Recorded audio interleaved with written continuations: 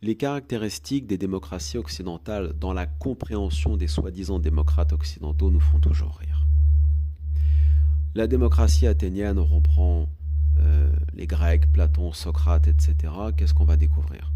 On découvre une démocratie qui fonctionnait à plein régime. On change d'élu tous les 5 minutes, le peuple vote.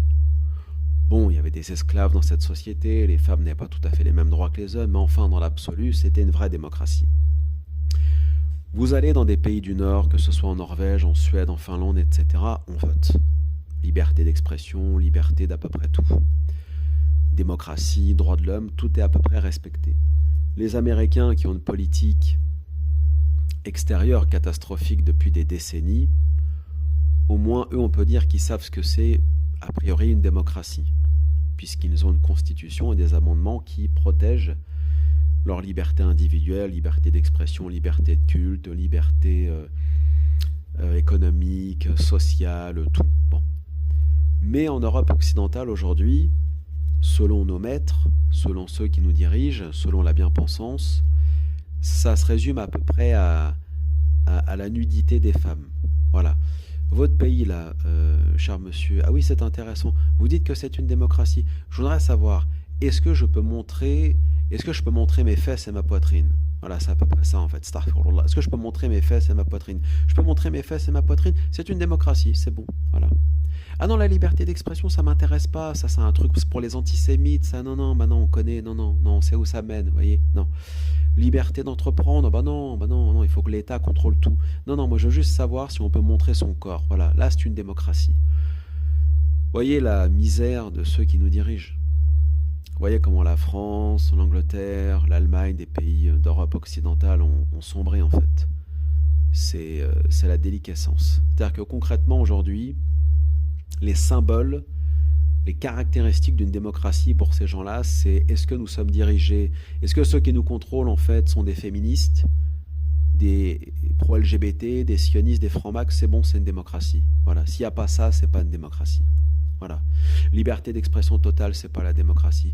Liberté de culte intégrale, c'est pas la démocratie. Liberté économique, c'est pas la liberté, c'est pas la démocratie. Liberté d'entreprendre, liberté d'à peu près tout, liberté d'être d'accord, droit de réserve, tout. Non, tout ça, c'est pas la démocratie. Moralisation de la vie politique, bon, ça c'est les talibans, ça. Attention, monsieur, dame. Voilà, c'est ce que un politique avait dit une fois. Bon.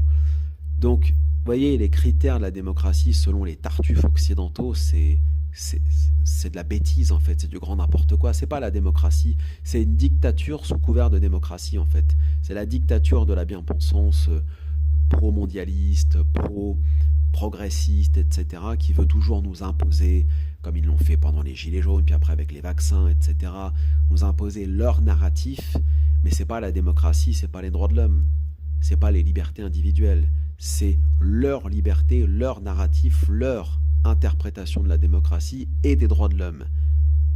Donc là, ils sont tout fous parce qu'il y a une Iranienne qui s'est mise à moitié nue et considère que c'est ça la démocratie. Par contre, que des jeunes filles dans un pays qui se dit première démocratie du monde, premier état de droit d'Europe et du monde entier avant les autres, depuis 1789 soi-disant, interdit à des jeunes filles d'aller au collège ou au lycée, que sais-je encore, avec des jupes longues ou avec des vêtements un peu trop noirs. Ce sera même bientôt interdit d'être gothique en France, hein. Et de porter un voile, un turban, un fichu, un bandana sur la tête pour aller travailler ou à l'école, c'est interdit. Ça, ce n'est pas une dictature, ce n'est pas du communisme, ce n'est pas du bolchevisme, ce n'est pas du trotskisme, du léninisme ou du stalinisme soft, on pourrait dire, parce qu'il n'y a pas de goulag à la fin, enfin, peut-être pour bientôt. Non, ça on ne peut pas le dire. Tout ça, ce sont les ennemis de la République, comme dirait l'autre. Sauf que dans le réel, bien sûr que ce sont des lois scélérates qui sont contraires à la démocratie et aux droits de l'homme. Parce que des lois comme ça ne passeront jamais ni en Norvège, ni aux États-Unis, ni en aucun pays normalement constitué, moderne, occidental, européen, démocratique, droit de l'hommiste et ainsi de suite. C'est impossible. Mais c'est le cas ici. À cause de cette bien-pensance, toujours la même et parfaitement identifiable, pro-Israël, pro-féministe, pro-LGBT, pro-franc-mac, pro-mondialiste, pro-vac, anti-russe, primaire et ainsi de suite. Vraiment la caricature en fait. Ceux à qui on donne des prix Goncourt, des prix tout court même. Et les autres, qu'ils soient d'ailleurs d'extrême droite ou d'extrême gauche, qu'ils soient des croyants ou des athées, ne bénéficient d'absolument rien. Ce sont des citoyens de seconde zone.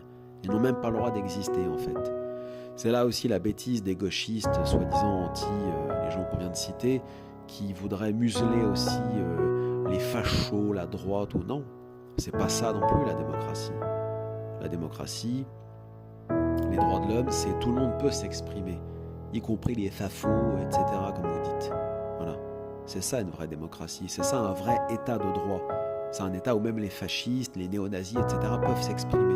Comme aux États-Unis en fait. Voilà. Les États-Unis, c'est une vraie démocratie. Même si on sait très bien qu'aux États-Unis, il y a un certain nombre de lobbies qui ont mis la main sur la politique et sur le militaire aussi, notamment le Pentagone, etc., qui sont aujourd'hui, je dirais, parasités par un certain nombre de lobbies, ou ce que certains appellent le deep state, l'état profond, à travers des réseaux de manipulation comme l'AIPAC, le judaïsme politique, le lobby armement, etc. Certes, le lobby pharmaceutique, mais à un moment donné, si le FBI faisait son travail, il n'y aurait pas cela, puisque tout le monde serait inculpé et puis mis en prison comme Bernard Madoff et les autres. Enfin, les tartuffes en Occident nous expliquent que c'est le zelenskisme, le LGBTisme, etc. qui définissent en quelque sorte ce qu'est une démocratie. Alors que si on reprend la définition chez Socrate, chez Platon, chez les autres de la démocratie, c'est tout sauf ça en fait. D'abord, la démocratie à la base, c'est l'intelligence. Et c'est l'intelligence dans le sens où c'est le peuple qui décide, qui écrit sa constitution et qui choisit son avenir. Or, avec nos penseurs autoproclamés et imposés par le système, sur des chaînes publiques qui sont quand même financées par l'argent public, alors que nous, on refuse catégoriquement que ces gens-là bénéficient de cet argent, de ces deniers de l'État, puisque ce sont des nuls, et ce sont des propagandistes, et ce sont des ennemis du peuple, puisqu'il faut voir comment ils crachent sur le peuple du matin au soir. Pas un seul de ces journalistes a soutenu ni les Gilets jaunes, ni les antivax, et ainsi de suite. Et encore moins les Palestiniens. Donc, bien que nous rejetons tout cela, en fait, nous sommes nous-mêmes esclaves, on va dire, de